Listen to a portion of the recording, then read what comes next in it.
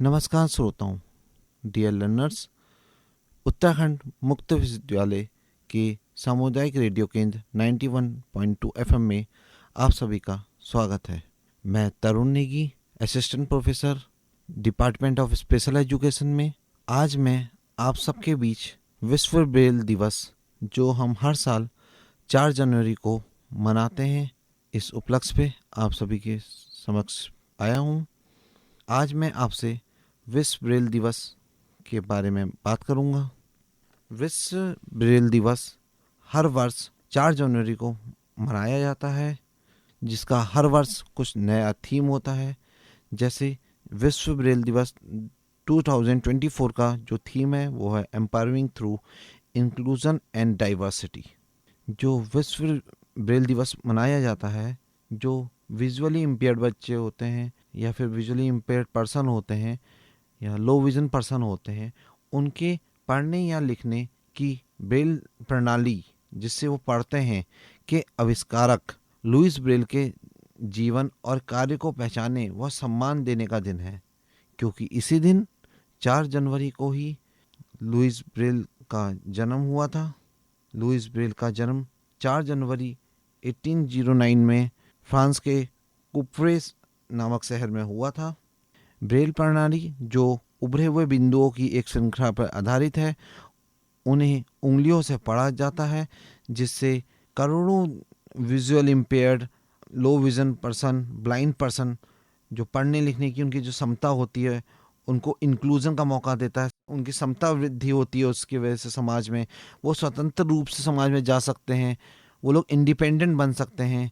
जैसे मैंने बताया आपको, इस वर्ष जो विश्व ब्रेल दिवस 2024 का जो थीम है वो है empowering through inclusion and diversity, मतलब समावेश और विविधता के माध्यम से सशक्तिकरण करना।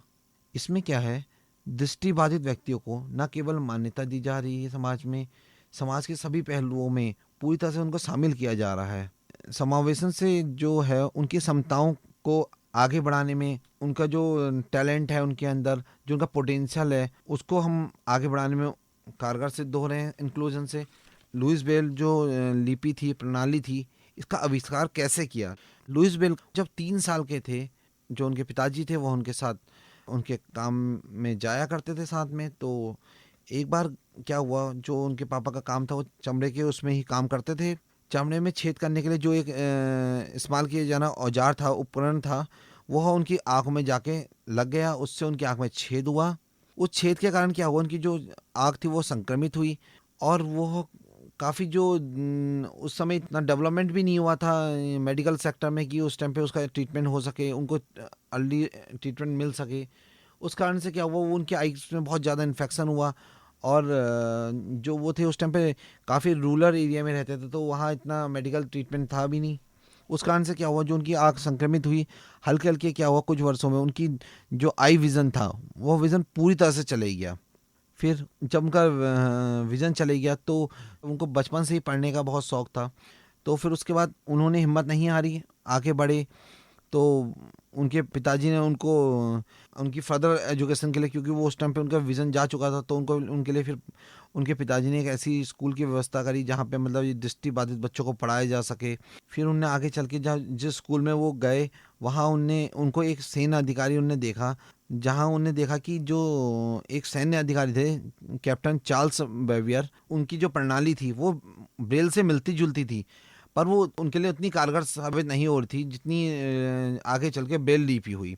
उन्होंने भी जो लिपि बनाई थी वो ब्रेल की तरह ही थी, पर वो इनकी तरह प्रचलित नहीं हुई जैसे ब्रेल लिपि हुई। ब्रेल लिपि बहुत इजी तरह से बनाई गई थी, क्योंकि जो उसको बनाया था लुईस ब्रेल ने, वो खुद ही एक विजुअल इम्पेयर पर्सन थे, तो वो समझते थे क्या समस्याएं आती हैं। तो उन्होंने उसी को ध्यान में रखते हुए उस लिपि का आविष्कार करा था उस टाइम पे। जो चार्ल्स बेबियर थे, जिन्होंने ये लिपि तैयार करी थी उस टाइम पे, वो क्या करते थे, अपने उनके जो सैनिक थे वो रात को जब कभी युद्ध की स्थिति में क्या करते थे, वो कोड वर्ड में बातें करते थे। रात के अंधेरे में कोड वर्ड में बातें करते थे। वो क्या करते थे, मिट्टी में कुछ उभार के कुछ कोड वर्ड बना देते थे। तो ये चीज़ जब लुईस ब्रेल ने देखी कि उभरे हुए कोड वर्ड से वो समझ जा रहे हैं, सैनिक एक दूसरे की भाषा समझ रहे हैं, तो उन्हें क्यों ना इसी को और एडवांस करा जाए। उन्होंने उस प्रणाली से काफ़ी आकर्षित हुए। उन्होंने फिर उसी प्रणाली में कई कई प्रयोग करे, कई साल तक उन्होंने प्रयोग करते रहे। उसको सरल करने का तरीका उन्होंने अपनाया कि कैसे इसको सरल करा जाए, कि कैसे इसमें वर्णमाला बनाया जाए, कैसे इसमें क्या क्या करा जाए। हल्के हल्के जब उन्होंने इसी चीज़ को करते रहे तो कुछ समय बाद क्या हुआ, उनको सफलता मिली। जब उन्होंने कई स्कूलों में बताया, जो ब्रेल बच्चों में काम करते थे स्कूल उस ज़माने में, उन्होंने उन स्कूलों में बताया कि एक ऐसी भाषा विकसित हुई है, ब्रेल के बारे में बताया। तो बच्चों के जो और संस्थान थे जहाँ जहाँ उन्होंने उस बारे में चर्चा हुई, तो वो काफ़ी तेज़ी से लोकप्रिय हुई। उसके बाद 1829 में ब्रेल ने अपनी प्रणाली का एक बुक में इसको पब्लिश करा, इस लिपि के बारे में। फिर उसी लिपि को यूरोप में एक नेत्रहीन स्कूल था, वहाँ उसको अपनाया गया। वहाँ से उसको काफ़ी सफलता मिली तेज़ी से। फिर हल्के हल्के क्या हुआ, ये बच्चों ने इस प्रणाली को अपनी डे टू डे लाइफ में इसको यूज़ करना स्टार्ट करा। उस समय बाद हल्के हल्के क्या हुआ, ये पूरे देश में फैल गई। और जो नेत्रहीन और दृष्टिबाधित बच्चे थे, उनमें इस वजह से बहुत उनके पढ़ने लिखने और समाज में उन्हें पूरा भागीदारी मिलने लगी। उनके इंक्लूजन पे एक तरह से काम हुआ उस ज़माने में इस विधि के द्वारा। अगर ये नहीं होती तो आज हम देखते हैं कई जैसे ब्रेल हैं। जैसे मैं बात करूँगा, जो एक आईएएस ऑफिसर हैं प्रांजल पाटिल, जो फर्स्ट ब्लाइंड आईएएस ऑफिसर बनी, वो नहीं बन पाती। क्योंकि क्या हुआ, जब ब्रेल लिपि का आविष्कार हुआ उसके साथ साथ कई और आविष्कार हुए आगे चल के। जब उन्होंने ब्रेल लिपि का आविष्कार करा तो उसी से, ब्रेल लिपि से ही कई लोगों ने पढ़ के अच्छे अच्छे, जैसे मैंने आपको प्रांजल पाटिल का एग्जांपल दिया, प्रांजल पाटिल आईएएस ऑफिसर तक बनी है। अब वो तिरुवनंतपुरम में डीएम बनी वो। तो ये ब्रेल लिपि के द्वारा ही संभव हो पाया कि इतनी तेज़ी से विकास हुआ। विश्व ब्रेल दिवस जो है, जो लुईस ब्रेल का योगदान है ब्रेल के लिए, उनको साक्षर करने के लिए, उनकी शिक्षा के महत्व के बारे में जो उन्हें जागरूक करा। इसके साथ साथ क्या हुआ, समय समय पे कई और चेंजेस इसमें हुए। जैसे जैसे टेक्नोलॉजी ने विकास किया, दृष्टिबाधित लोगों के लिए कई और, जैसे इस समय पे ब्रेल डिस्प्ले चला है, एक स्क्रीन रीडर चला है। जैसे हम कंप्यूटर में देखते हैं, जो ब्लाइंड पर्सन है, आपने देखा होगा कई ब्लाइंड पर्सन को कंप्यूटर में काम करते हैं, तो वो कैसे काम करते हैं कई लोगों में जानने की वो होगी। तो जो ब्रेल वो होता है स्क्रीन रीडर, कई सॉफ्टवेयर होते हैं। जैसे जॉस एक सॉफ्टवेयर है, जॉस होता है, जॉब एक्सेस विद स्पीच। जैसे जो स्क्रीन में चल रहा होता है वो उसको क्या करता है, स्पीच की फॉर्म में ट्रांसलेट करके वो करता है। तो उसकी मदद से क्या है, जैसे कुछ भी दिख रहा है, माना माई डॉक्यूमेंट्स दिख रहा है, माई कंप्यूटर दिख रहा है, तो क्या है वो उसको स्पीच के फॉर्म में आपको वो करेगा। तो जो ब्रेल पर्सन है वो समझ जाएगा। कीबोर्ड आ गए हैं आजकल, टेक्टाइल कीबोर्ड हैं, उसमें क्या है उभरा हुआ होता है। जैसे ए है वो ब्रेल में लिखा होगा, तो उससे क्या है ब्लाइंड पर्सन ABCD सब कुछ समझ जाएगा। ब्रेल क्या है, 6 डॉट की एक विधि है जिसमें 6 डॉट होते हैं। हर डॉट का अपना एक मतलब होता है, उसको अलग अलग उसमें उन्होंने बनाया। उसी से वो मैथ्स भी पढ़ते हैं, उसी से वो साइंस भी पढ़ते हैं, उसी की मदद से हिंदी लैंग्वेज और इंग्लिश लैंग्वेज भी पढ़ते हैं। सारी भाषाओं में ब्रेल को पढ़ा जा सकता है। इसके अलावा हम बात करेंगे, ऑडियो डिजिटल रिकॉर्डर चल गए हैं। उसमें क्या है, वो जैसे बच्चा माना कोई लेक्चर हो रहा है, वो लेक्चर को रिकॉर्ड कर लेता है, फिर उस लेक्चर को रिकॉर्ड करने के बाद वो घर में आकर उस लेक्चर को सुन भी सकता है। और जैसे कोई लो विज़न का बच्चा है, जिसका विज़न तो है पर उसका विज़न जो है वो बहुत कम है, तो वो क्या है, लार्ज प्रिंट की बुक आ गई है। लार्ज प्रिंट की बुक से वो क्या है, उसको बुक को आराम से इजीली पढ़ सकता है। बड़े अक्षरों में होती है लार्ज प्रिंट की बुक, उस बुक को वो बहुत आसानी से पढ़ सकता है, क्योंकि उसको छोटा तो नहीं दिखाएगा, पर जब वो जब अक्षर उसको बड़े उसमें दिखेंगे तो वह आसानी से उन अक्षरों को देख सकता है। इसके अलावा आजकल आपने देखा होगा, जो ब्लाइंड पर्सन है वह लोग आसानी से मोबाइल को भी ऑपरेट कर लेते हैं। तो मोबाइल को ऑपरेट करने के लिए, जैसे जो नॉर्मली एंड्रॉयड मोबाइल है उसमें एक ऑप्शन होता है टॉकबैक का। टॉकबैक के द्वारा वह लोग जो भी ऑप्शन हम खोल लें, जैसे हमने माना गैलरी खोली तो वो बोलेगा गैलरी, तो जो ब्लाइंड पर्सन होगा समझ जाएगा कि हम गैलरी में पहुंच गए। या फिर कॉल मिलाना होगा तो वो स्पीच के माध्यम से, जो स्पीच के माध्यम से है वो पूरा कनेक्ट रहता है, और स्पीच के माध्यम से जो ब्लाइंड पर्सन है पूरा मोबाइल को ऑपरेट कर सकता है।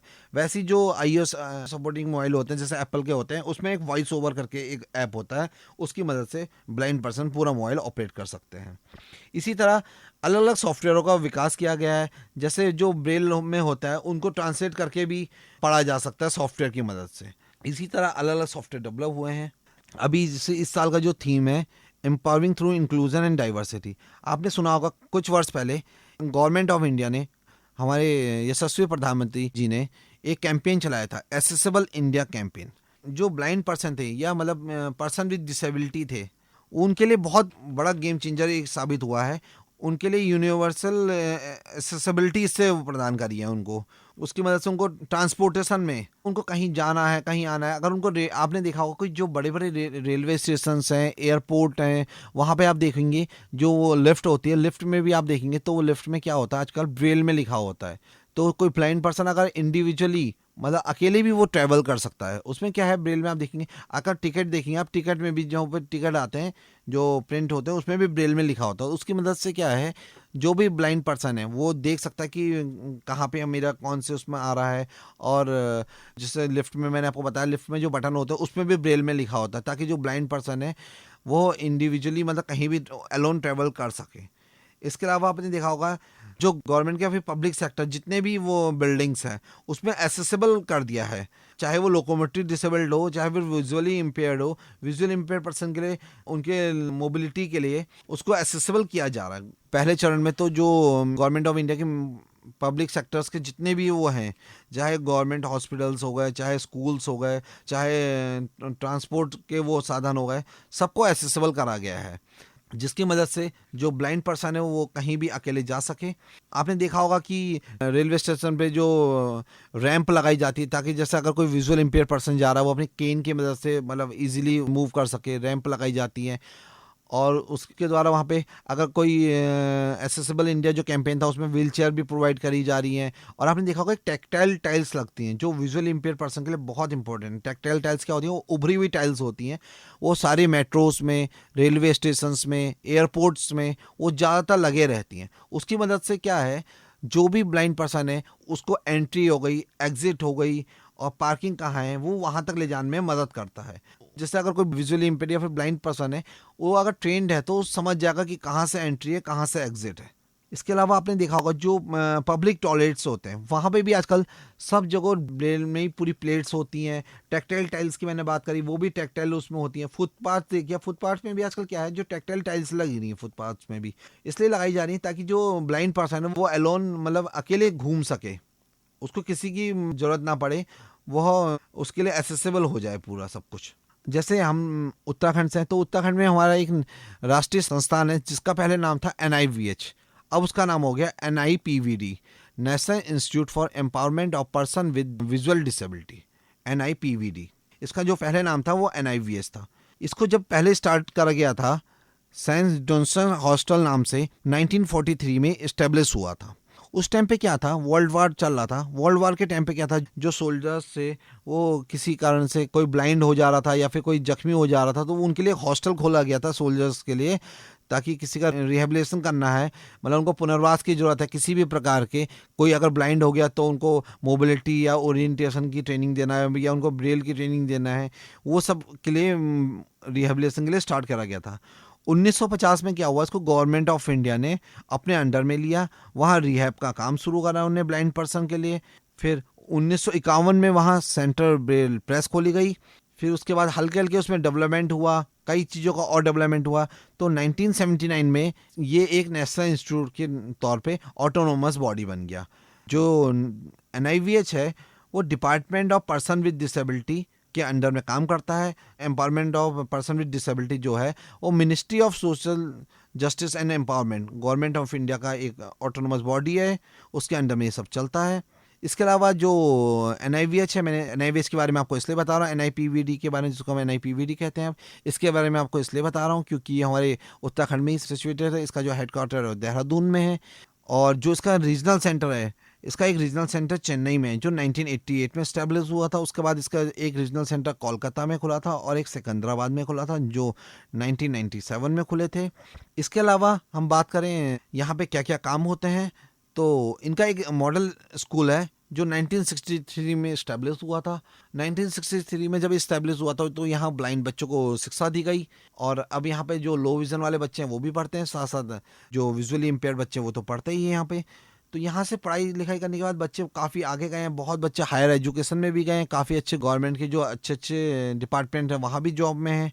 और इसके अलावा यहाँ पे एक अर्ली इंटरवेंशन सेंटर भी है। जो अर्ली इंटरवेंशन होता है बच्चों का, बहुत कम एज में बच्चों को यहाँ लाया जाता है, वहाँ उनको रिहैब साइकोलॉजी हो गई, उसके अलावा उनको थेरेपीज हो गई अलग अलग टाइप की, उनको स्पेशल एजुकेशन में हो गया, उसके अलावा उनको मोबिलिटी एंड ओरिएंटेशन की ट्रेनिंग हो गई।